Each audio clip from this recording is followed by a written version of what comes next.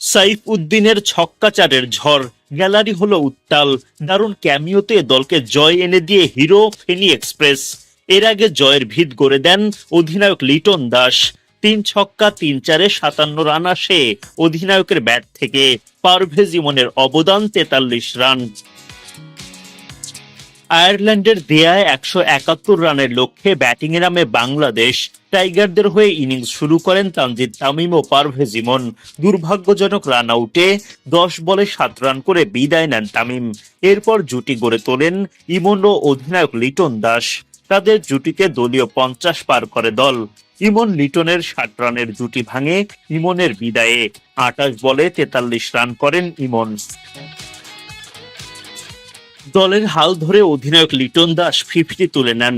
ছক্কা হাঁকিয়ে মাত্র 34 বলে 50 পূরণ করেন তিনি। আউট হওয়ার আগে লিটন করেন 57 রান। 37 বলে 3 ছক্কা 3 চার আসে তার ব্যাট থেকে। 17 বলে 22 রান করেন সাইফ হাসান।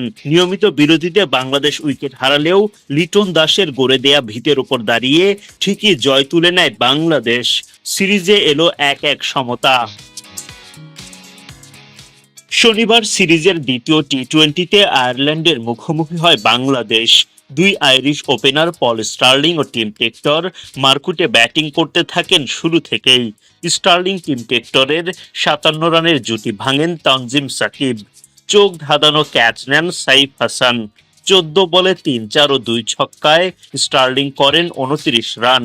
পাওয়ার প্লের 6 ওভার শেষে 1 উইকেট হারিয়ে আয়ারল্যান্ড করে 75 রান। প্রতিপক্ষের এমন উড়ন্ত শুরুতে চাপে পড়ে বাংলাদেশ। এরপর শুরু হয় শেখ মেহেদীর ম্যাজিক। নবম ওভারের প্রথম বলেই টিম টেক্টরের উইকেট শিকার করেন মেহেদী। 25 বল থেকে 38 রান করেন টিম। একই ওভারের পঞ্চম বলে হ্যারি টেক্টরের উইকেটটাও তুলে নেন মেহেদী। 11 বলে 11 রান করতে পারেন হ্যারি। 11তম ওভারে লিটনের স্টাম্পিংয়ে বেঞ্জামিনের উইকেট যায় মেহেদীর পকেটে। 103 রানের চতুর্থ উইকেট হারায় আইরিশরা। ম্যাচে ফেরে বাংলাদেশ। ওদিকে আইরিশ ব্যাটাররা লড়াই চালিয়ে যান। বাংলাদেশের বোলাররাও চেষ্টা করেন নিজেদের সেরাটা দিতে।